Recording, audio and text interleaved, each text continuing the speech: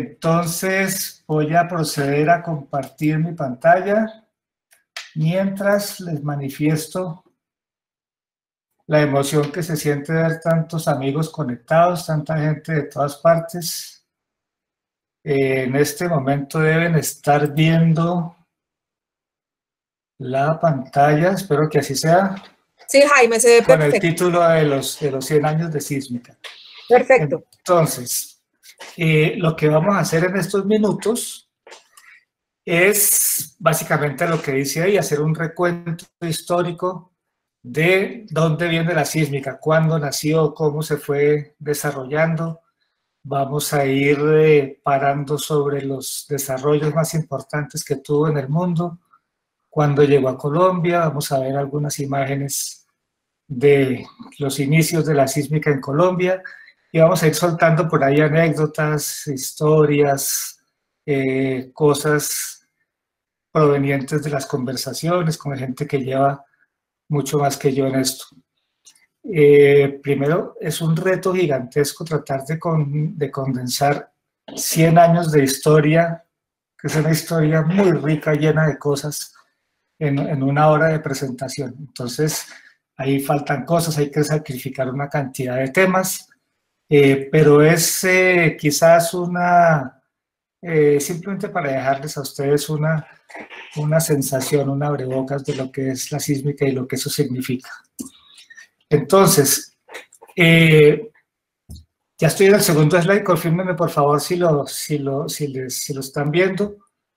Sí, señor. Perfecto, entonces, sí. Como en muchas cosas, uno tiene que remontarse a los chinos para hablar de cómo inician estas cosas y otras. Entonces, una de las primeras demostraciones de uno querer entender la transmisión de las vibraciones a lo largo de la Tierra, entender los sismos, saber de dónde viene de la antigua China, donde este personaje, Song Shong, se inventó este aparato que ahí lo pueden ver ustedes por dentro. El tamaño de eso es como de 1,80 metros de alto aproximadamente y 1,50 de ancho. Tenía una... Voy a poner aquí mi pointer. Una barra vertical que transmitía el movimiento de unas barras horizontales y dependiendo de la proveniencia del sismo, aquí caía una bolita dentro de una de las ranas y dependiendo de en cuál de las ranas caía esa bola se podía saber de dónde venía el sismo. Ese aparato funciona en una universidad de China. Hace aproximadamente unos 10 años se dieron a la tarea de replicarlo, de hacerlo funcionar y lo lograron hacer. Es un real precursor de lo que sería hoy la sísmica. Pero el siguiente hito que queremos mirar ocurre entre 1900 y 1917, antes de la Primera Guerra y durante la Primera Guerra, donde los diferentes ejércitos se enfrentaban a las artillerías del ejército enemigo y una de las formas de determinar la posición de la artillería enemiga era midiendo los tiempos que tardaba en llegar el estallido del disparo y para tratar de por triangulación saber dónde estaba ubicada esa artillería enemiga. Entonces vamos a ver un video muy cortico conmemorando del ejército británico, de cómo se hacía esto y cómo esto, que habla de transmisión de ondas acústicas por el aire, es un principio que se puede aplicar y se aplicó después a la transmisión de las ondas por la Tierra. Entonces aquí lo que estamos queriendo hacer es, conociendo la velocidad del aire y conociendo la posición de unos ciertos micrófonos, tratábamos de identificar de dónde venía el disparo. En sísmica lo que hacemos es que sabemos dónde están los disparos y sabemos dónde están los micrófonos y vamos a querer saber cómo es el medio por donde se está transmitiendo. Entonces así se vivía en la Primera Guerra por el ejército británico. 6 microphones are placed in a curve behind your frontline trenches. A soldier near the front line is given a button. The button and all 6 microphones are connected to a machine called a string galvanometer. The button switches it on. Inside the string galvanometer, each microphone is connected by a thin wire that moves when that microphone picks up a sound. As each wire casts a shadow onto a moving piece of photographic film, a record is made of the sound received by each microphone. When the gun fires, it produces a flash. When he sees the flash, the soldier with the button switches the string galvanometer on, starting the film moving. Because light travels faster than sound, he has time to switch it on before the sound reaches the microphones. The sound wave produced by the gun moves at a constant speed across the battlefield. Because the microphones are all at slightly different distances from the gun, they pick up the sound at slightly different times. When each microphone picks up the sound, the corresponding wire moves inside the string galvanometer and its shadow leaves a blip on the photographic film. Once the film has been developed, you can measure the time delay between each pair of blips. But how will you use this information to find the gun? Entonces lo que vimos ahí son elementos que son comunes hoy en día a la sísmica. Ahí están las trazas sísmicas, las diferencias de tiempos, el momento en que se inicia la grabación, que son los disparos. Imagínense cómo sería eso, andar cargando todo ese equipo, los cables dentro de una trinchera. Eso sucedía y dio paso en Alemania a ya tratar de investigar el subsuelo a través de la transmisión de ondas, y aquí estamos viendo un aparato diseñado por un señor alemán de apellido Mintrop que generaba los disparos con esa bola que vemos ahí. Es una bola de 4 toneladas de peso que levantaba a una altura de 14 metros, está replicada en una universidad de Alemania y vamos a ver un poco cuál es la historia de eso y qué tiene que ver. The equipment we have here started to work in 1903 and it's still working. Wiechert was the one who created the first real working seismometer. These things record on smoked paper. This is ordinary white paper. We take the flame of a paraffin burner to get soot onto that paper. Wiechert had a theory that seismic waves allow you to look into the inner of our planet. His assistant, Mintrop, had to prove Wiechert's theory. He started to calculate and he found out if he takes a ball of about 4 tons and drops it then, he is creating a small earthquake. An earthquake big enough to check the theory of Emil Wiechert.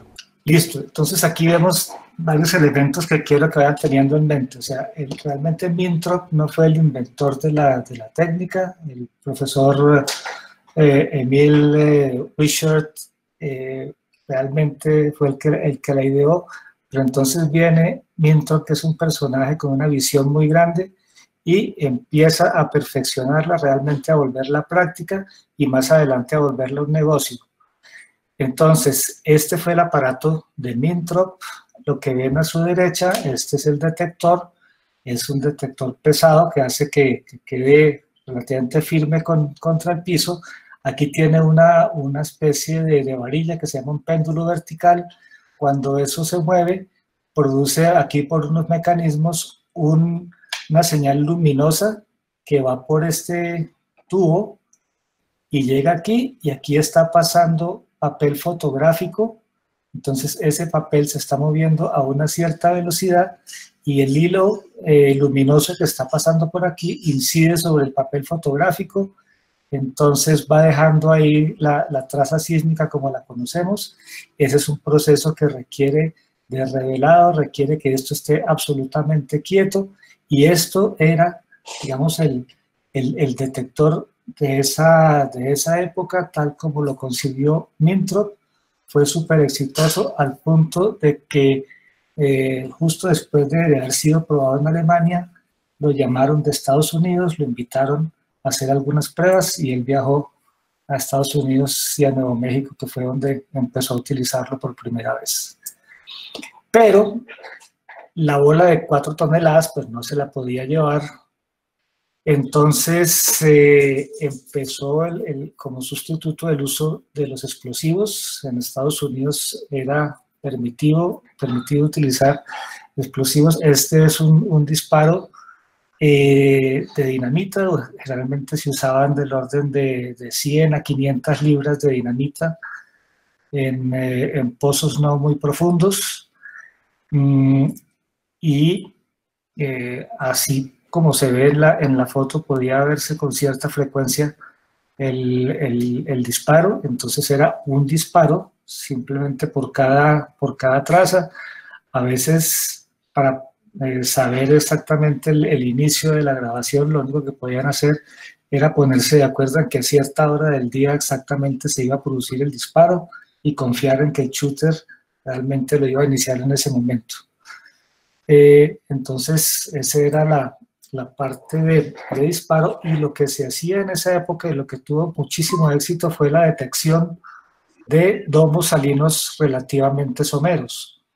Entonces, ¿cómo se identificaba un domo somero con este tipo de sísmica? Colocábamos aquí una fuente, que es un disparo de esos que acabamos de ver, y había receptores en diferentes partes. Entonces, esta que tenemos acá es una curva de tiempo. Esto es distancia y esto es tiempo común y corriente como la conocemos hoy, pero si una trayectoria de un rayo iba entre este punto y este receptor por acá, sin pasar por un eventual domo por aquí, llegaba a un tiempo esperado, pero si la trayectoria pasaba por el domo, el tiempo era menor, que la velocidad del domo es mayor. Entonces hay una anomalía de tiempo cuando existía el domo. Y haciendo este tipo de abanico, aquí podemos ver que aquí no hay anomalía, en esta parte hay esta anomalía, o sea que el domo tiene que estar en alguna parte por acá. Aquí hay anomalía, aquí hay, y aquí ya no hay. Entonces empiezas a definir la presencia del domo, y haciendo otro abanico, por ejemplo, en esta dirección, ya queda circunscrito el domo a esta zona, y generalmente lo que se hacía era perforar en los flancos del domo y se encontraba petróleo con mucha facilidad. Esto fue tremendamente exitoso. Ahí estamos hablando de abril de 1921, cuando Mintrop decidió fundar la compañía Seismos, y ahí vemos ese componente de cómo llevar un elemento científico de investigación a una aplicación práctica y luego a un negocio. Entonces, paralelamente, estaba trabajando en Estados Unidos un señor llamado John Karcher, que, a diferencia de Mintrop, usando muchas de las cosas que él estaba haciendo, Karcher estaba trabajando era con reflexión. Mintrop, como vimos, usaba primeros arribos, o sea, ondas refractadas. Karcher ya estaba interesado en tener reflexiones. Y más o menos por esa misma época, en junio de 1921, Karcher y sus socios, entre los cuales estaba el señor de Gaulier, lograron registrar reflexiones. Entonces hicieron un dispositivo similar con un disparo muy, muy, muy grande que casi se sintió en todo el mundo, como dice aquí el monumento conmemorativo, y empezaron a registrar reflexiones. Eso tuvo también tremendo éxito. Estos dos son, diría yo, los precursores de la sísmica como una aplicación comercial. Ellos mismos, en 1928, después de hacer el primer descubrimiento en Oklahoma, en una estructura que estaba a 1.300 metros de profundidad, fundaron la compañía GSI, Geophysical Service Incorporated, una de las compañías pioneras y más grandes y más significativas en la historia de la sísmica. Desde esa época, en 1930, y ya en 1931 estaba en México, con varias brigadas de exploración. Esta imagen que tenemos ahí es de alguna publicidad de los 50s de GSI. Ahí podemos ver los biblos, podemos ver los equipos electrónicos. Texas Instruments tenía parte de GSI, y entonces ahí se explica también el desarrollo rápido de la tecnología de computadores que fue necesaria para la sísmica. En Latinoamérica, arrancando en México, comenzaron estas brigadas de sísmica, rápidamente vinieron a Venezuela, a Colombia y a Ecuador. Primero en Venezuela, en Colombia se dice que llegaron más o menos en el año 1936, en Venezuela por esa misma época aproximadamente. Para 1952 ya había 53 grupos sísmicos operando en el mundo. Sin embargo, bueno, después de la Primera Guerra y después de todas estas aplicaciones en la guerra, se advertía la similitud entre las brigadas de sísmica y las brigadas de identificación de artillería. Me llamó la atención esta frase de 1938, donde se advierte que los geofísicos tienen que estar listos a hacer su papel en la próxima guerra, porque se veía que esta era una aplicación que podía ser de gran utilidad. Entonces, después de esto ya viene una etapa de consolidación, ya se entendía cómo era que funcionaba la reflexión sísmica, y aquí se ve un aspecto de lo que sería un camión de registro. Ahí se ven estos 5 elementos son los geófonos. Ahí están los cables, aquí está el detonador del explosivo, estos son carretes donde se llevan los cables, aquí está el observador y aquí adentro está el sismómetro, así como lo vimos, ya con de pronto un poquito más moderno. Esta era la configuración en esa época aproximadamente. Y entonces, ya por aquí, después de los años 30 y picos, aquí está la entrada de Estados Unidos a la Segunda Guerra Mundial.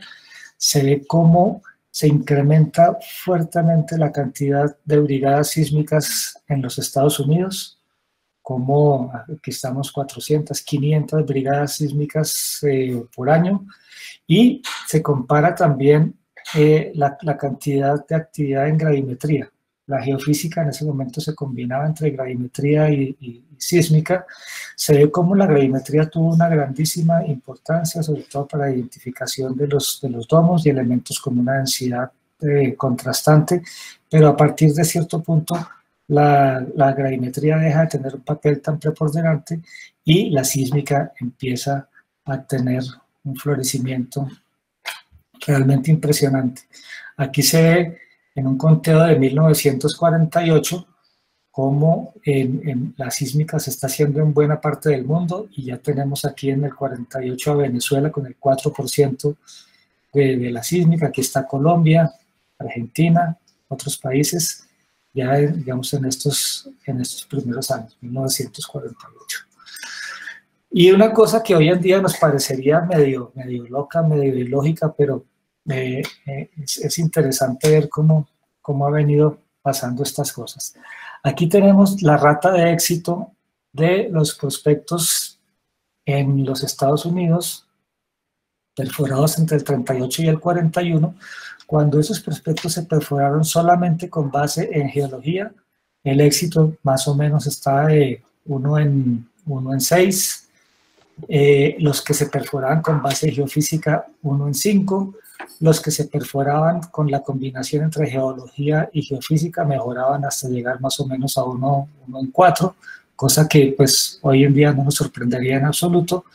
Increíble que todavía había por aquí una cierta cantidad de prospectos perforados con herramientas no técnicas, y otra cantidad que no se sabe cómo fueron perforados.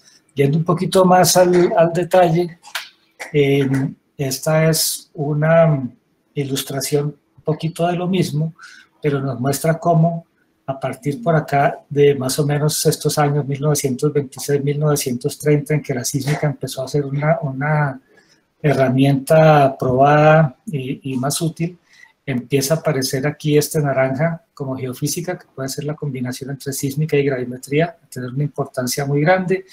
Llama la atención cómo en los primeros años teníamos sobre todo pues los indicadores superficiales de la geología de superficie, inclusive el seguir los trends, las tendencias en superficie eran elementos importantes en la prospectividad, pero poco a poco se va pasando mucho más a confiar en las herramientas geofísicas y hacer un tratamiento mucho más integrado.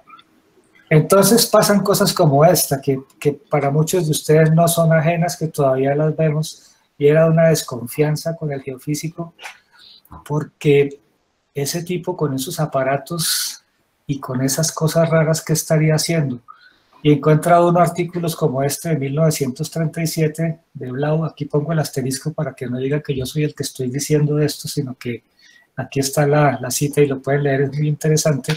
El señor Blau dice: a mí me parece que todos los usuarios de métodos geofísicos deberían asegurarse de que los cálculos e interpretaciones se hagan con base en datos puros y sin ninguna ayuda de información geológica o de otros métodos. Es decir, encierren a esa gente con su aparato a ver qué es lo que va a decir.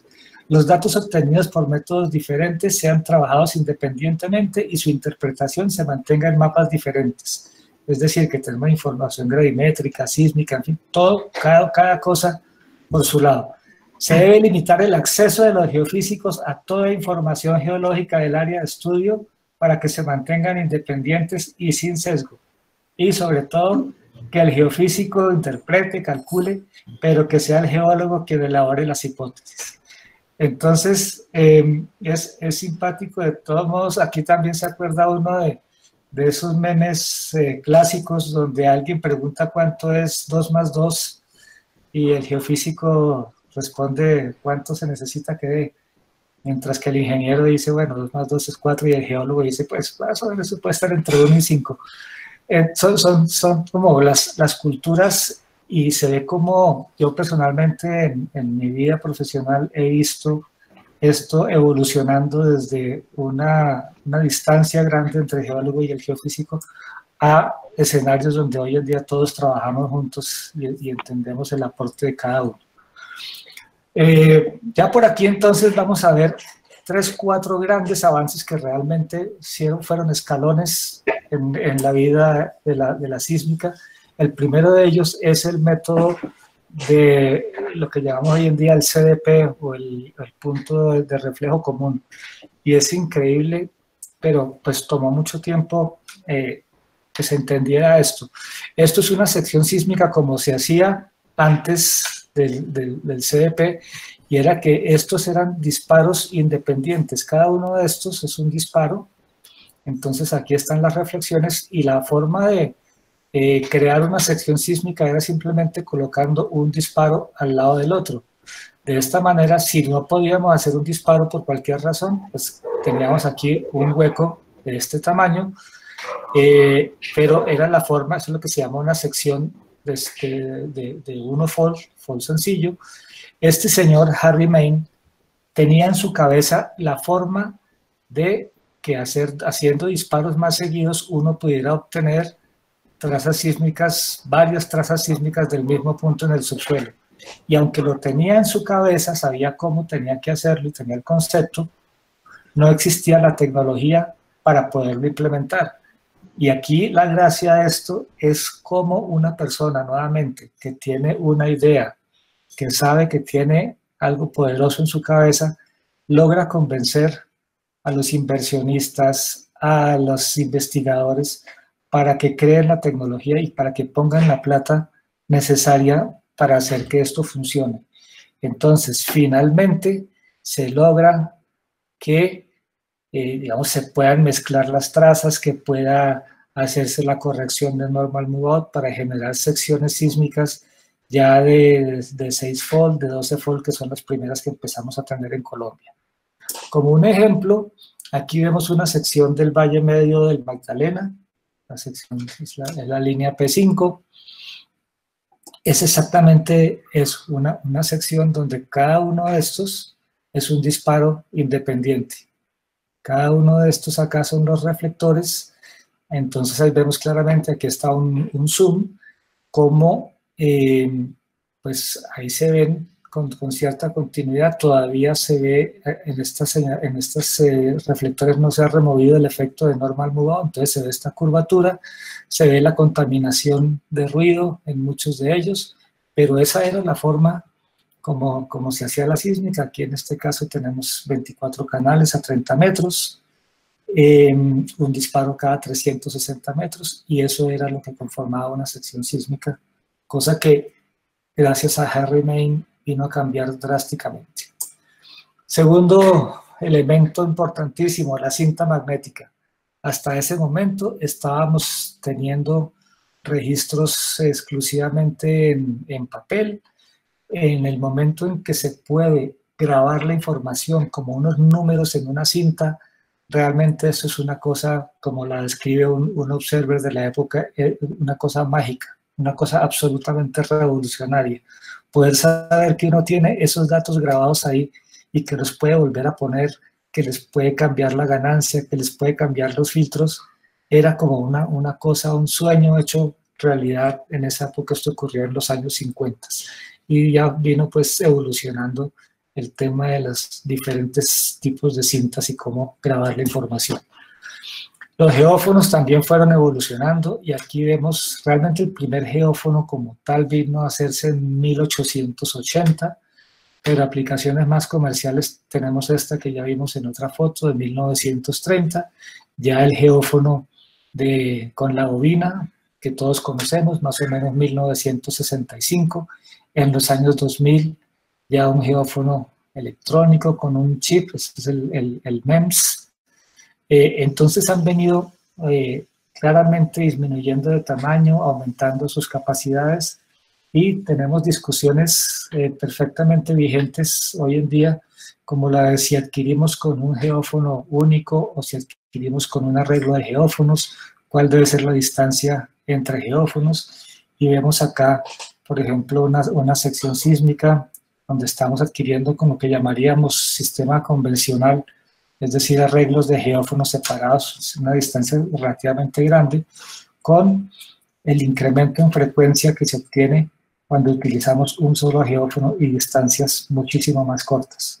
Entonces uno empieza a ver contenido estratigráfico, cosas de mucho más detalle, y es una discusión que seguimos teniendo hoy en día. Otra gran invención, el VibroSize. Realmente pues podrán imaginarse que no era para nada práctico con la sensibilidad de los equipos de la época utilizar la fuente explosiva en todos los casos, de manera que este señor John Crawford, que fue contratado por Conoco, se dio a la tarea de inventarse la fuente vibratoria. Y aquí pues él jocosamente comenta que en algún momento terminó de hacer un trabajo de gravimetría que estaba haciendo, y él cree que pues sus jefes lo vieron medio desocupado y decidieron ponerle la tarea de que trabajara en el diseño, en la creación del VibroSize. Él es un ingeniero electrónico. Él escogió su grupo de trabajo y se puso a la tarea, y aquí tenemos uno de los primeros prototipos. Realmente la plancha vibratoria como tal está por aquí, y este es un carro tanque. Esto se llenaba de agua, entonces el carro tanque aquí daba reversa y se colocaba haciendo presión sobre el vibro. Entonces eso era lo que lo hacía hacer fuerza contra el terreno, y después de muchísimos intentos se logra finalmente recoger una reflexión que está aproximadamente por aquí a 0.9 segundos. Esta reflexión tuvieron que trazarla a mano, entonces estamos tomando muestras cada 3 milisegundos, haciendo las tracitas pues con papel y lápiz, pero finalmente el solo hecho de ver esto ya demostraba que esto se podía hacer. Y nuevamente todo un tema de convencimiento de inversionistas, de convencimiento de desarrolladores de tecnología para que le metieran plata y esfuerzo a que esto fuera una realidad, que es un pues ve uno los vibradores hoy en día son aparatos de una complejidad extraordinaria. Ese fue otro invento tremendo. Y otro, la sísmica 3D. Hasta ahora, pues no, si bien se tenía como conciencia de que el ejercicio de la sísmica podría hacerse tanto para 2D como para 3D, no se había intentado, la electrónica no lo permitía, porque eran muy poquitos los canales que se podía manejar. Entonces, ya cuando fue posible utilizar, juntar dos equipos de FC5, que estuvieron aquí en Colombia, para juntar 96 canales, hicieron este experimento en 1972. Esto lo hicieron en Nuevo México. Entonces, lo que tenían eran unas líneas de fuentes, así en sentido norte-sur, y 4 líneas receptoras, cada una de 24 canales. Eso, pues, daba la configuración tridimensional. Para 1975 hicieron algo muy similar en Holanda. Esto lo hizo Prakla Seismos, que era la compañía que había fundado hace 30 años, ahí había fundado Mintrop. Para la compañía holandesa de petróleo y con Shell, hicieron un experimento muy similar. Entonces, esos son los precursores de la sísmica 3D. Eso explica también, para los que conocen esa historia, digamos, el convencimiento que tuvo y ha tenido Shell por las bondades del 3D desde los estadios iniciales de la exploración. Shell es de las empresas que arrancaba con un bloque exploratorio y lo primero que hacía era hacer 3D. Por eso tenemos mucha información 3D en el Valle Superior del Magdalena. Era muy común que Shell hiciera esto en los estadios muy iniciales. Así nació el 3D. Y pues interesante comparar en este de Holanda.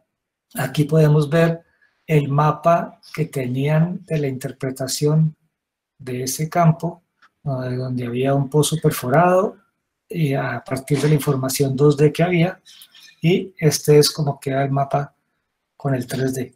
Después comprobaron pues la mayor exactitud del 3D, pero la diferencia es abrumadora, como suele ser cuando se compara información 2D con 3D. Eso fue suficiente para venderlo, para que muchas compañías se interesaran que viniera un desarrollo grandísimo de 3D. Mientras todo esto pasaba, pues aquí en Colombia también pasaban las mismas cosas. Estaba llegando la tecnología. Aquí de una revista de Western tenemos imágenes de adquisición sísmica en Colombia, en la zona de Piedras, Tolima. Ahí se ve el tipo de taladros que se utilizaban. Observen ustedes los elementos de protección industrial, personal, la forma como se trabajaba. Aquí aparece pues como gran cosa el personaje Vicente Castro alzándose 250 libras, cosa que hoy en día pues nadie quisiera hacer ni quisiera mostrar. En la de la derecha se ve como pues la topografía agreste de Colombia y de muchos de los países de Latinoamérica era el común denominador, y cómo la sísmica tenía que vencer todas estas dificultades. Cosas similares se vivían en diferentes partes de Colombia. Aquí vemos perforación en el Valle Medio del Magdalena. Hoy en día la zona de La Cira, esa zona de Barranca del Valle Medio era una selva muy agreste, con unas condiciones muy difíciles de trabajo. Ahí se hizo muchísima sísmica en aquellos años. Ahí se ve tipo de taladro. Imagínense pues la dificultad para movilizar ese tipo de equipo con una infraestructura muy baja. Estos son imágenes facilitadas por Henry Melo, a quien agradezco. Tiene una biblioteca, una base de datos de información envidiable que no quisiera pasar horas y horas revisando. Ahí ven ustedes imágenes del Bell 47. Era un helicóptero muy utilizado en esa época. Ese era muy común, de la firma Helicol, trabajando aquí en Colombia. Otras imágenes, estas son de Arauca. En los años 70, fíjense en esas zonas de inundación, cómo eran las condiciones de trabajo. Esto es tomado de una revista de GSI, donde era muy común digamos, que estas publicaciones que eran internacionales tuvieran muchas veces contenido de cómo era la operación en Colombia por la dificultad tan grande, y se ve como también un tema que quisiera rescatar y resaltar es que la sísmica se hace donde toque, en el terreno que a uno le corresponda, con las dificultades que haya, siempre se va a encontrar una forma de hacerla. Y entonces el desarrollo de soluciones en el momento es como una constante en la sísmica. Aquí vemos cómo está organizado un equipo de registro en una zona del Putumayo, equipo con 24 canales, y la tradicional cápsula. A mí me alcanzó a tocar estar en grupos. Esa era la cápsula donde se colocaban los instrumentos cuando aquellos tenían que ser llevados con helicóptero a zonas inaccesibles, tenían que irse moviendo periódicamente a lo largo de la línea. Ahí estaba el ingeniero de instrumentos, el observer, quizás con su auxiliar, a veces en sitios de muy difícil acceso. Eso era típico y lo alcancé a ver muchas veces en Colombia. Aquí tenemos imágenes también que son muy significativas. Aquí está Craig Beasley, que fue presidente de Western, que fue presidente de la SCG, tomando un descanso, trabajando en Venezuela,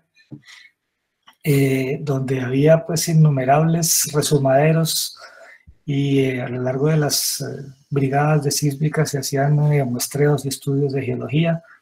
Se ve pues a Craig departiendo con los niños, con la gente del área, y es otra cosa que está en el espíritu del sísmico, ¿no? Llegar y hacerse parte de la comunidad, de investigar, ese espíritu de aventura, de poder recorrer, de poder utilizar sus instrumentos, de compartir con las comunidades lo que está haciendo. Es una cosa que tiene un sabor que solo los que somos sísmicos entendemos. Aquí, gracias a colaboración de Álvaro Martínez y por conversaciones también con Alfredo Gómez, nos cuenta algunos hitos en Colombia. Dice que inicialmente todos los trabajadores eran norteamericanos, digamos lo que llamaríamos el staff, completamente norteamericano. Hasta el 61 contrató GSI un topógrafo colombiano, luego un ayudante. Habla también que en la medida en que se fue incrementando la actividad, se fueron preparando técnicos en las diferentes especialidades, ingenieros electrónicos, sismólogos de control de calidad, topógrafos, y así se fue reemplazando relativamente rápido a técnicos extranjeros. En esas épocas iniciales, en realidad el personal de staff era simplemente un jefe de grupo, los observers, un par de topógrafos, un administrador y su ayudante, y de ahí para allá, pues trabajadores de línea del orden de 120, o sea, una operación tremendamente eficiente con pocas personas. Por aquí, por estos, digamos, inicios, aquí está una cita de 1941 que me parece a mí muy visionaria y muy válida, que se cuestionaba en muchos casos el éxito de la sísmica, o si la sísmica realmente daba información en ciertas partes, y también se castigaba mucho el uso de la sísmica. Entonces, esta cita de Alcock de 1941 se centraba en eso, en que en realidad la sísmica no lo solucionaba todo y que eso, lejos de ser un punto para desanimarse, era realmente una motivación para entender por qué no estaba funcionando y poder mejorar las técnicas. O sea, por pensar así, es que pudimos hacer sísmica marina, es que pudimos hacer imagen de los flancos de los domos, es que pudimos hacer un poco de cosas que parecen increíbles que la sísmica puede hacer. Y tiene otra cita más adelantico, me parece muy, muy interesante, y es que él dice que los geofísicos de la época no se daban el tiempo para investigar lo que él llama cosas tan etéreas como, por ejemplo, la posibilidad de correlacionar el carácter de las reflexiones con las propiedades geológicas de una formación. El tipo está hablando de la posibilidad de hacer caracterización sísmica de reservorios. Desde 1941 ya veía que eso se podía hacer y que valía la pena meterle a eso. Ese tipo de pensamiento es el que nos ha llevado a hacer cosas que parecen increíbles. Seguridad industrial, importantísimo. En las primeras épocas, 1920, 30, 40, no hay un registro constante de la accidentalidad, pero era muy común por el uso de explosivos. Más o menos por los años 50 ya empieza a haber mediciones relativamente robustas y tenemos ahí un promedio de 11 LTIs por 200.000 horas en los años 50, pero se ve el, digamos, fuertísimo descenso de la accidentalidad con los años. Se ve cómo han sido creados comités internacionales que realmente han logrado que haya, que se comparta la información, que entre diferentes países, entre diferentes brigadas, se sepa cuáles son los riesgos principales y que haya un avance realmente para controlarlos. Hoy en día la industria sísmica tiene unos estándares muy altos en términos de seguridad industrial, especialmente considerando las condiciones tan variables y tan retadoras en las que se desarrolla. Pero interesante ver cuál pudo ser el primer caso de tiempo perdido. Data de 1927. El autor explica cómo un shooter quiso probar si un disparo de bala explotaría la dinamita, y la respuesta es que sí, la explotó. O sea, y el resultado, 4 hombres heridos, varios días de hospitalización, tímpanos rotos, la sacaron relativamente barata, pero ahí empezaron entonces a implementarse las regulaciones de seguridad con respecto a explosivos. Se prohibió el porte de armas de fuego en las brigadas sísmicas. Todo eso suena medio peliculesco, pero así era. En 1934, el primer registro de una fatalidad múltiple, 7 personas en un solo incidente, nuevamente por la explosión accidental de 200 libras de dinamita. En este caso, por ejemplo, fue claro después de la investigación que no tenía por qué haber tantas personas en cercanías de los explosivos, y empieza como a desarrollarse un poco el pensamiento hacia la seguridad industrial.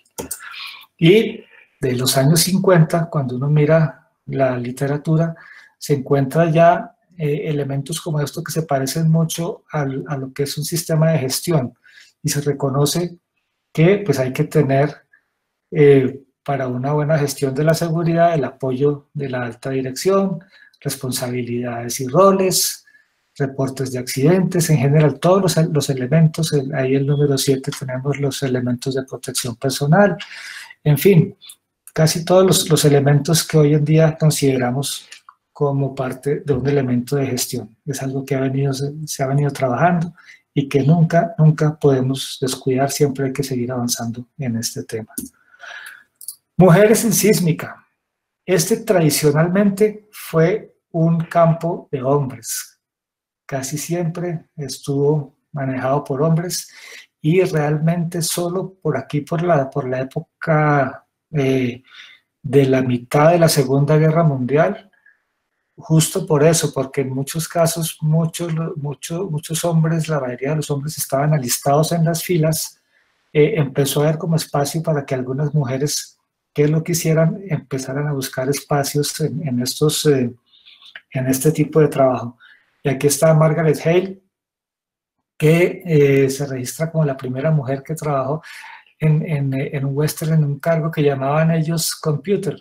Ese era el ser uno computer, primer computer assistant, que es lo que llamaríamos hoy en día un QC, la persona que estaba encargada de hacer las correcciones de normal move out, de estáticas, con la tecnología del momento.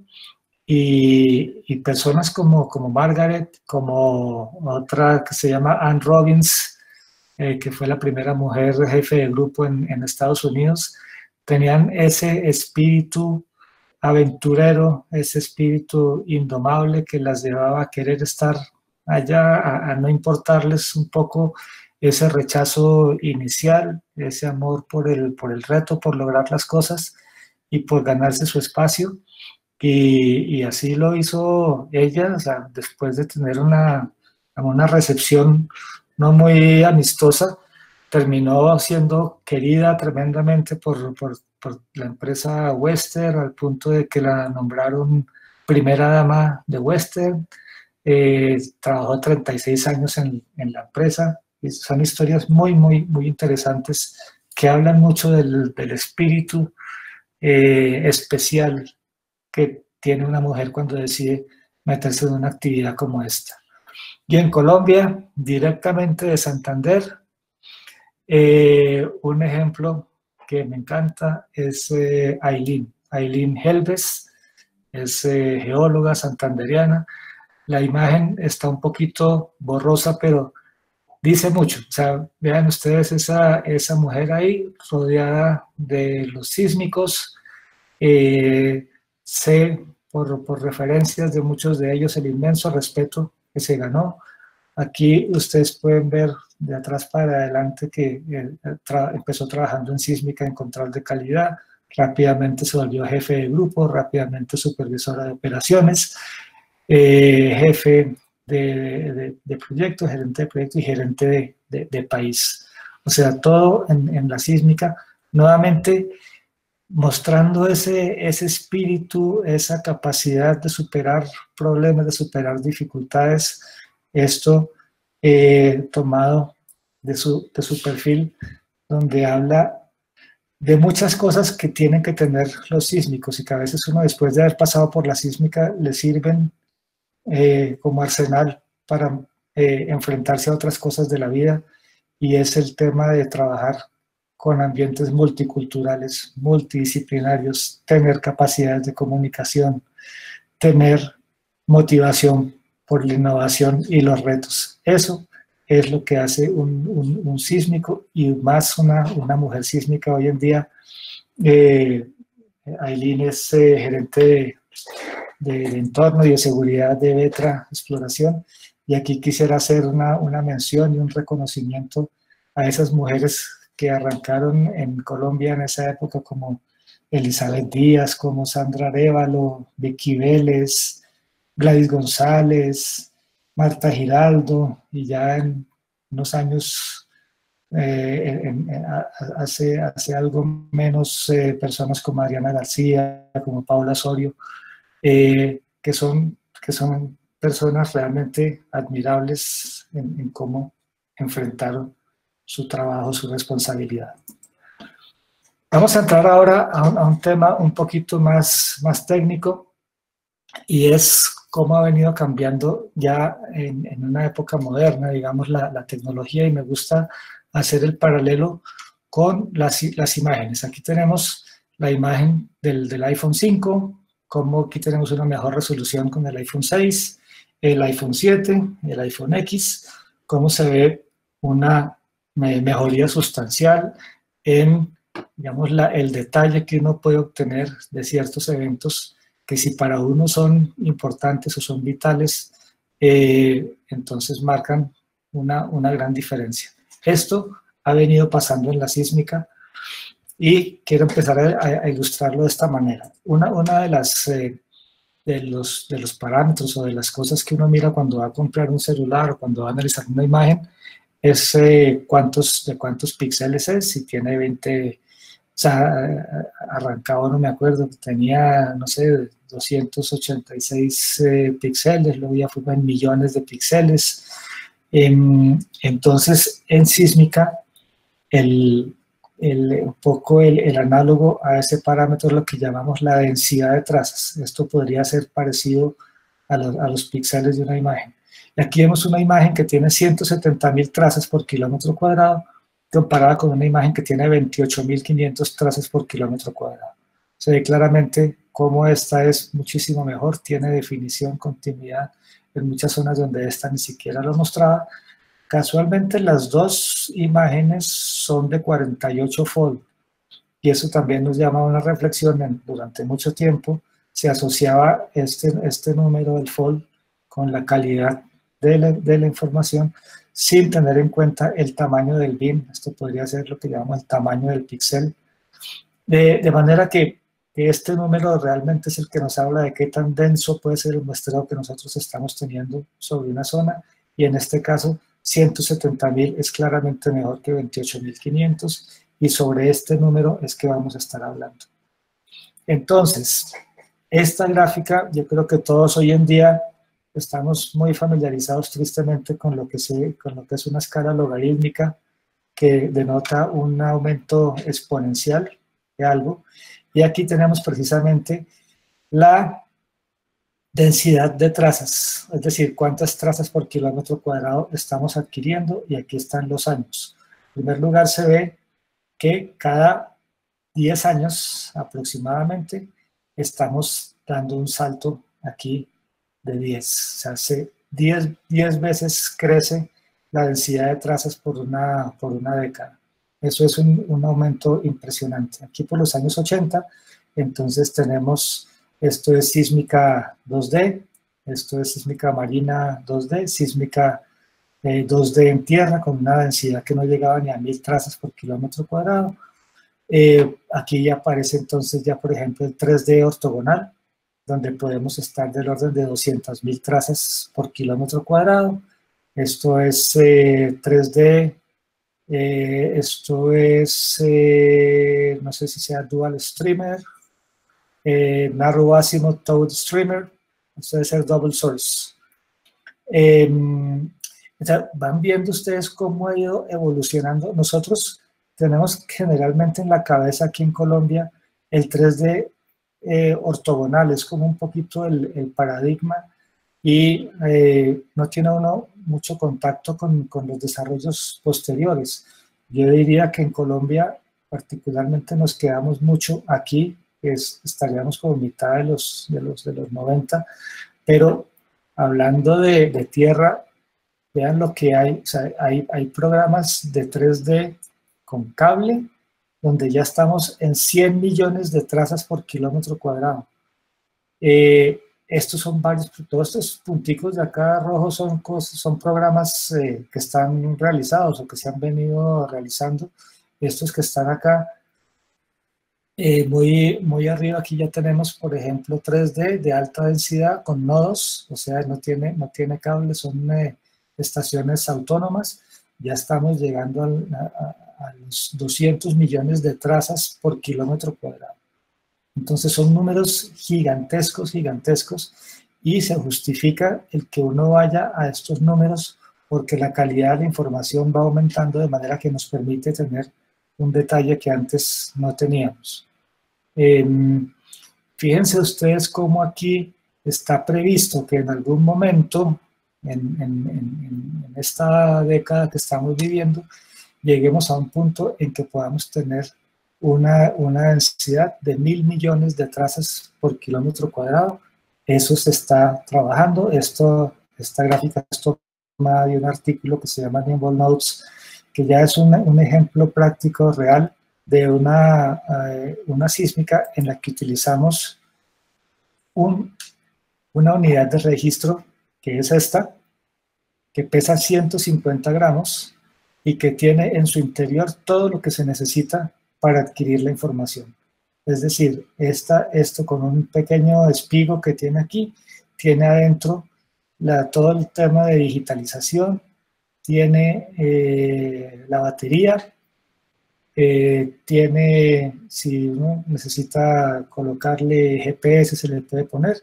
En fin, es completamente autónoma y digamos, tiene el peso y las condiciones necesarias para que uno pueda hacer un programa en que pueda tener 1 millón de canales sin que eso se vuelva un problema logístico. Esas cosas ya están sucediendo, nosotros estamos más o menos por aquí, por esta zona, pero en realidad hay un espacio grande por recorrer. Vale la pena de todos modos comentar que pues muchos de estos desarrollos se dan en zonas en el Medio Oriente o zonas donde la logística es muy poco comparable en realidad con la logística agreste de nuestros países andinos.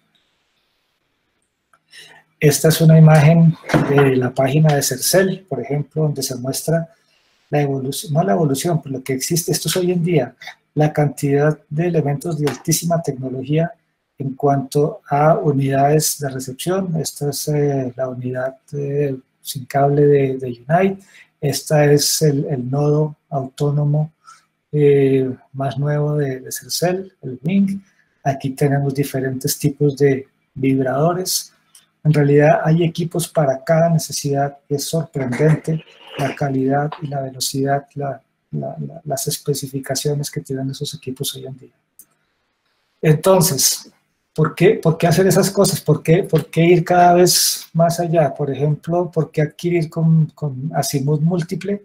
Porque una imagen sin azimut múltiple, digamos, se puede ver así. Si estamos viendo una imagen con un solo azimut, así se vería si adquirimos desde varias direcciones. Hay elementos estratigráficos de gran importancia que antes no se veían. Así se ve en una sección. Aquí se ve toda esta zona de acá muy difusa, que aquí sale con mucha claridad, fallas, pliegues, detalles estratigráficos que no se veían.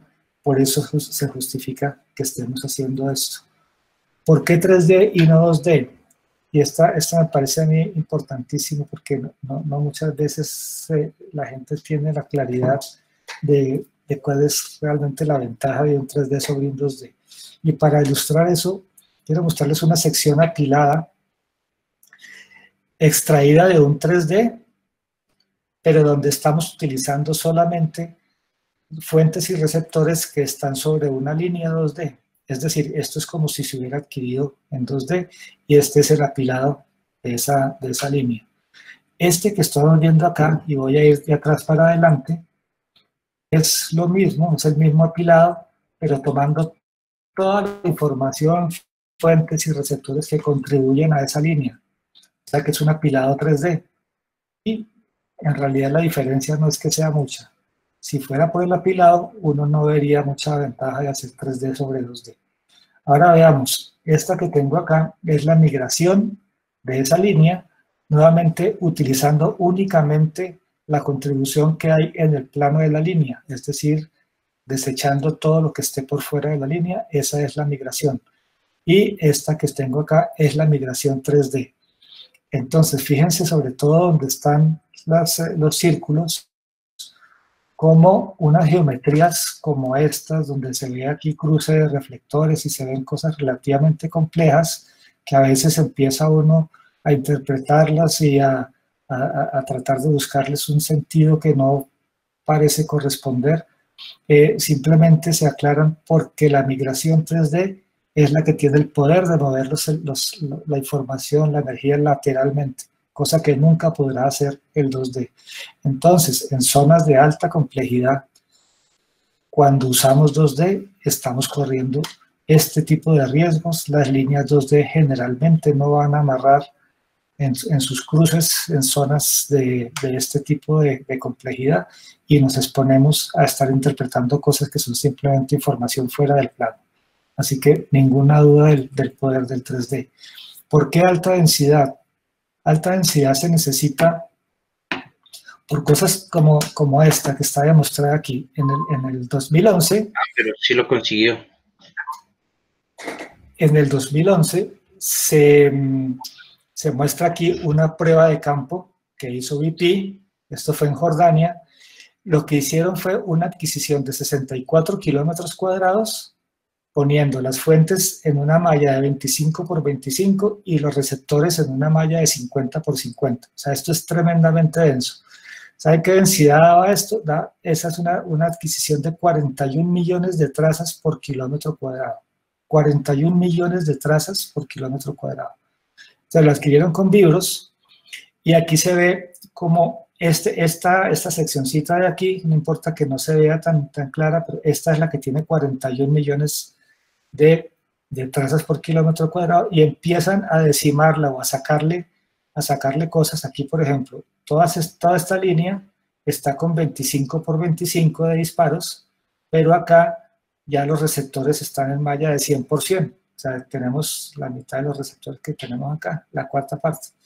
Entonces, ahí se ve cómo, digamos, cuál sería el deterioro de la información por hacer esto. Si le saco más receptores, si le saco más receptores, si le saco más receptores, voy llegando a esto y yo voy entendiendo cuál es el impacto del muestreo de receptores con respecto a la calidad, y estas de acá es utilizando disparos de 50 por 50. Entonces, si yo comparo esta con esta, simplemente es el impacto de quitarle la cuarta parte de los disparos. Ahí se ve en algunas partes el deterioro de la información, cómo empieza a predominar el ruido aquí en la parte somera y cómo se va degradando la información. Esta es otra forma de verlo. Aquí tenemos una serie de parámetros que uno quiere calcular para hacer determinación de, por ejemplo, de fracturas o de parámetros de ABO. Esto que tenemos aquí es la densidad. Esto sería 200.000, 300.000, 600.000. O sea, este de acá puede corresponder como a estos datos que están aquí. Y ahí se ve cómo, si yo quiero calcular, por ejemplo, esto, velocidad rápida para anisotropía, con este volumen de información, más o menos esta es la calidad que estoy logrando, y solo cuando estoy por aquí ya en densidades de tipo 2.6 millones, por aquí, yo puedo tener una información confiable. Es decir, densidades de este estilo, 200.000, 300.000, son muy poco utilizables para algunas cosas, y solamente cuando tengo unos niveles relativamente grandes de densidad, es que lo puedo hacer. Entonces, eso también empieza uno a dar a entender, o sea, cuál es el valor de tener 41 millones, o quizás si yo lo único que quiero es tener una imagen relativamente confiable, de pronto por aquí con esta densidad me sirve, pero ese conocimiento hay que tenerlo y estas pruebas hay que hacer las cosas de ese estilo. Otro ejemplo, aquí tenemos un domo salino, y siempre pues la necesidad es poder delimitar los bordes del flanco, mirar cómo terminan las capas sedimentarias contra los bordes del flanco. Esta es una densidad, una adquisición sísmica marina con offsets normales, y se ve cómo tiene uno difusa toda esta zona. En la medida que se empiezan a utilizar offsets muchísimo más largos, es posible hacer imagen de muchos de esos reflectores que están ahí, pero que con ayuda de la adquisición correcta y del procesamiento correcto también a partir de migración en profundidad, se pueden ubicar en su sitio que es. Entonces, finalmente quiero avanzar hacia unas reflexiones que me parecen muy importantes. Quizás es lo más importante de esta charla. Y es que si nosotros pusiéramos aquí en un eje vertical el objetivo exploratorio de una sísmica, es decir, qué es lo que nosotros necesitamos de una sísmica en determinado momento, en términos de resolución, continuidad, imagen, tamaño, ¿qué queremos ver? Entonces hay un esfuerzo, o sea, o un cierto tipo de sísmica o un diseño que es el que me va a dar ese objetivo. Dependiendo del área en que yo esté, entonces es posible que para yo lograr aquí un cierto objetivo, por ejemplo, hacer imagen de una falla, definir un cierre en 3 dimensiones, yo necesite hacer una sísmica que necesita este esfuerzo. Este esfuerzo se puede medir en plata, se puede medir en tiempo, se puede medir en riesgo, en realidad es una combinación de estas cosas. El diseño de sísmica 3D, ortogonal, convencional, se puede resumir en esta pequeña ecuación que hay acá. Y en Colombia funciona mucho porque la densidad de disparos suele ser el elemento que lleva el costo, la parte de perforación es lo más costoso. Densidad de disparos es igual al fold dividido por el área del bin sobre el número de canales.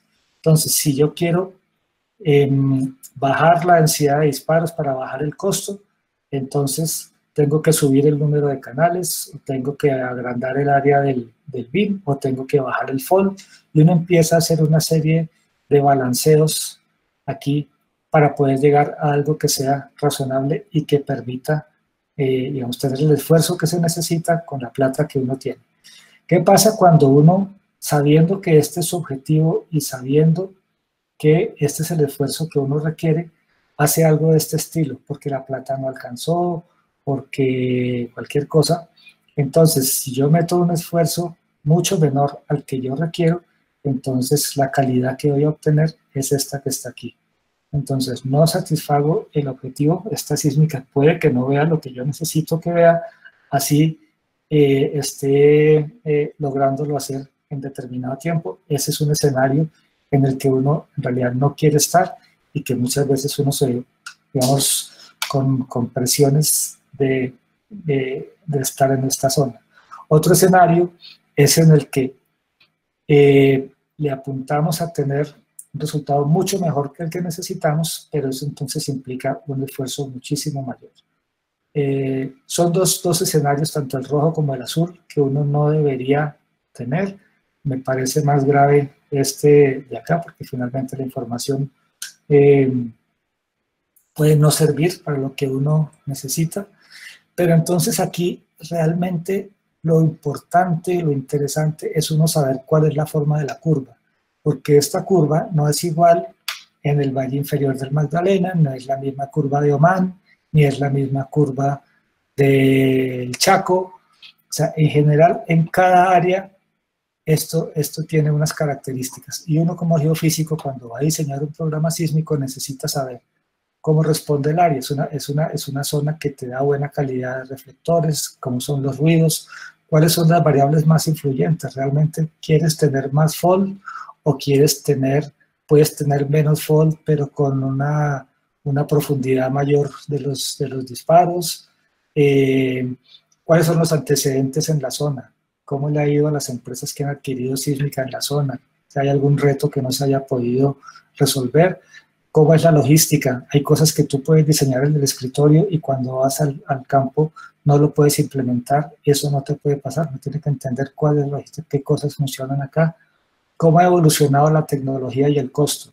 Hay cosas que antes, para pasar de aquí a acá, valían este esfuerzo. Hoy en día, con los equipos más livianos, en fin, con los cambios que ha habido, quizás esta curva se hace más pendiente y tú puedes obtener una gran mejoría con un menor esfuerzo.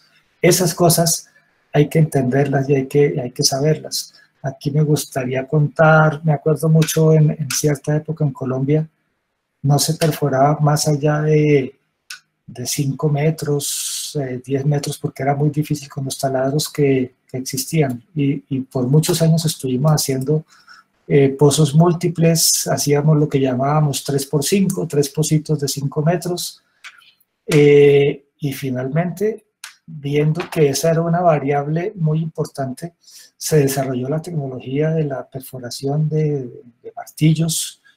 Me acuerdo mucho en las zonas de Piedemonte y en Valle Superior, empezamos a poder perforar a 10 metros, simplemente desarrollando la tecnología que se necesitaba. O sea, eso hay que entenderlo, y para eso hay que hacer pruebas, hay que experimentar, en cada programa sísmico que uno hace, debería hacer pruebas, no para usar las pruebas en ese mismo programa sísmico necesariamente, sino para aprender del área y saber qué es lo que tiene que hacer más adelante. Aquí me gustaría recordar, o sea, geofísicos, gente que trabajó mucho en esto, desde hace mucho tiempo. Me acuerdo de Pedro Cervantes, me acuerdo de Raúl Mera, y más contemporáneos como Juan Uribe, como Chappell Allen, como Paul Tucker, como Claudio Cardama, como Julio Jimeno. O sea, gente que quería entender, o sea, hacía la conexión entre el campo y la calidad de la información sísmica para tener lo que uno necesita, que eso no se pierda. Porque finalmente no hay sísmica más cara. Yo no sé de dónde salió esta frase, mi compadre Héctor Alfonso la menciona mucho y estoy completamente de acuerdo. O sea, la sísmica más cara es la que no logra el objetivo, la que no se puede interpretar, la que no llega a lo que uno necesita. Esa es la que tenemos que evitar. Entonces, ¿qué nos pasa? Así puede ser la sísmica, y ha venido siendo la sísmica en muchas zonas de Piedemonte, en Colombia, inclusive en Perú y Bolivia, en zonas muy complejas, vivimos situaciones muy similares y queremos entender qué es lo que sucede. Pero si nosotros no hacemos una reflexión, no entendemos cuáles son los problemas y cómo los vamos a resolver, la información no va a cambiar. Tenemos ejemplos como el cinturón plegado de San Jacinto, donde por años hemos tenido información de esta calidad. Esta es una información del 90, también hay del 70, del 60, información del 2008, donde casi con cualquier cosa que uno utilice en campo, la información sigue saliendo con esta calidad. Esto tenemos que entenderlo y tenemos que resolverlo. Este es un mapa generado por la ANH, donde se muestran estos segmentos rojos que hay aquí, en muy buena parte de la cuenca, de toda la cuenca del Sinú, San Jacinto, son de esta calidad que estamos viendo acá. ¿Cómo esperamos entonces que se desarrollen aquí prospectos y que se desarrolle unos planes exploratorios robustos si la materia prima, que es la sísmica, realmente dista mucho de hacer lo que necesita hacer? Entonces, aquí quisiera hacer un llamado directo a la NH o al Ministerio de Minas para que hagamos programas que estimulen la realización de pruebas experimentales. En realidad, hoy en día, hacer una sísmica experimental o añadir algunos kilómetros para hacer sísmica experimental no tiene sentido porque no vale como cumplimiento de un compromiso exploratorio. Entonces, si esto pudiera realmente contarse como parte del compromiso, empezaríamos a adquirir un poco más de información. A veces puede ser más valioso que la NH desarrolle estos tipos de proyectos de investigación sísmica que adquirir programas sísmicos como tales. Podría concentrarse en una zona, por ejemplo aquí del Sinú San Jacinto, y probar diferentes tipos de adquisición para hacer un 3D como el que vimos en Jordania, de altísima densidad, para empezar a decimar y a entender qué es lo que pasa y cómo adquirir mejor sísmica. Ese por sí mismo podría ser un aporte gigantesco a las compañías que exploran en la zona.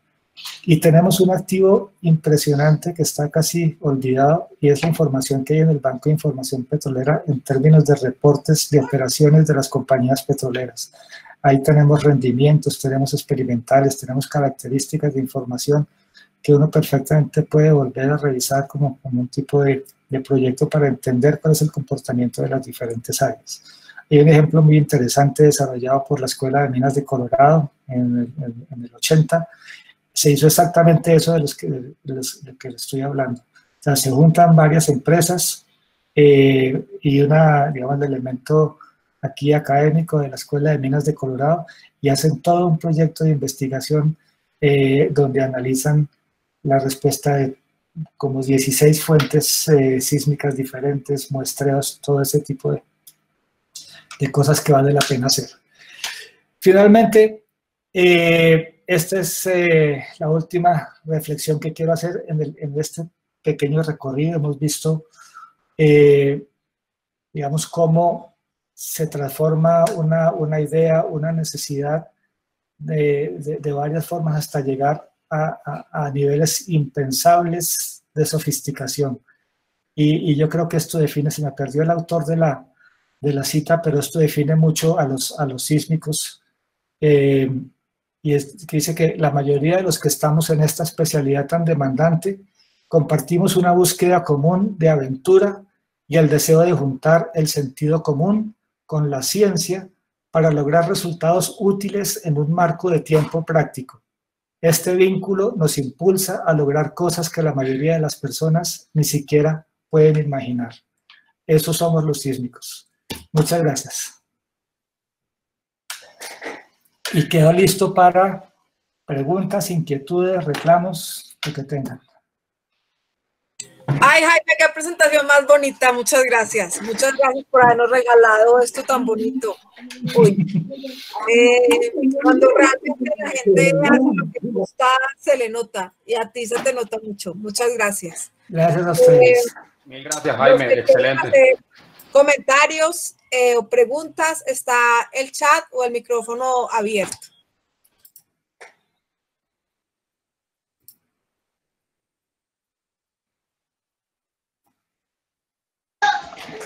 Excelente, Jaime. Aquí habla Héctor Alfonso. Un saludo para todos. Espero todos estén en sus casas seguros, viviendo y pasando esta limitación que tenemos hoy en día.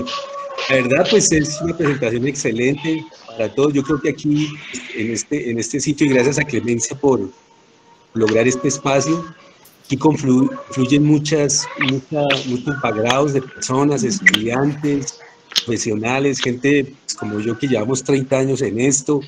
Realmente es motivante y de verdad los felicito por este espacio.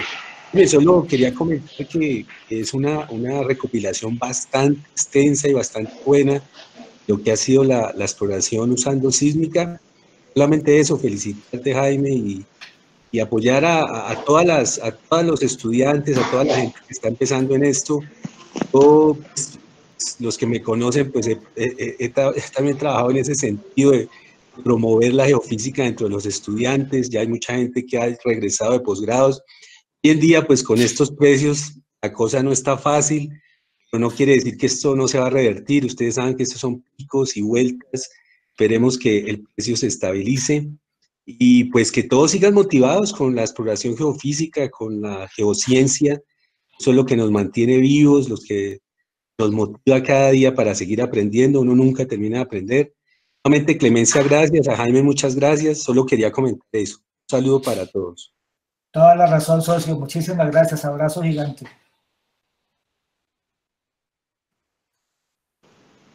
Jaime, buen día. Luis Gerardo Núñez. Un abrazo y de verdad muy satisfecho con tu presentación. Creo que estos espacios hacen falta y tenemos un reto grande. Creo que deberíamos aunar en esfuerzos más grandes cada vez en tratar de llegar con estas charlas y todo este tipo de conocimiento no tan técnico, obviamente, a nuestras comunidades y a nuestros grupos de interés en las zonas donde trabajamos. Creo que hay que trabajar mucho en la parte técnica de buscar mejor calidad de nuestros productos, pero también muchísimo trabajo con todas las comunidades y con todo para cambiar un poco ese mensaje que tienen tan inculcado de otros sectores que están en rechazo en esta industria. Entonces, un reconocimiento para ti, que sé que has trabajado arduamente en eso y más bien apoyarte en lo que podamos todos los que estamos en esto. Mil gracias. Gracias a ti, Luis Gerardo. Buenos días, Jaime. Te habla Liz Balbuena. Hola, Liz.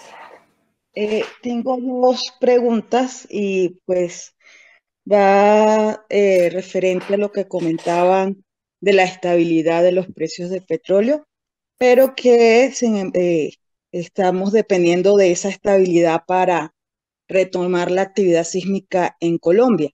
Entonces, uno es, ¿cuál es el futuro de la sísmica offshore en Colombia? Y la segunda, ¿cómo el gremio puede lograr esa estabilidad para los empleados en sísmica? Porque en los últimos años ha decaído la forma de contratación y hemos perdido mucho talento humano por este tipo de afectaciones. Gracias. Gracias a ti, Liz. Muy duras esas preguntas, porque en gran parte obedecen a mecanismos, digamos, que escapan a ámbitos pequeños, son situaciones globales. La sísmica, el petróleo, como cualquier negocio, Depende pues de los precios, depende de ciertos parámetros económicos para funcionar, pero quizás la única reflexión es que nos ha pasado muchas veces, la industria petrolera en particular es maestra en cómo adaptarse y cómo redefinirse en estos momentos de crisis. Entonces, yo veo que el futuro seguirá viendo en las charlas que hemos tenido en este ciclo, vemos cómo, aunque vayamos en una dirección de cambio de la matriz energética mundial, el petróleo seguirá siendo un factor importante. Se habla de 50% de la matriz energética a 2050, así que va a estar ahí. Vamos a seguir haciendo sísmica en el offshore, con toda seguridad vamos a estar haciendo más actividad, pero es muy bueno quizás aprovechar estos tiempos bajos para hacer estas cosas que no hacemos. Lo que estaba yo mencionando, por ejemplo, si uno va en este momento y empieza a analizar reportes de operaciones de toda un área y entendiendo qué es lo que hay, sin necesidad de ir a campo, puede avanzar una cantidad. O sea, podemos hacer proyectos de interpretación, de modelamiento, de una cantidad de cosas que nos preparen para cuando los precios vuelvan a subir, porque van a subir. Entonces, es cosa de ponerle creatividad y trabajar en las cosas que nosotros podemos cambiar y esperar que las que no podemos cambiar evolucionen de la mejor manera.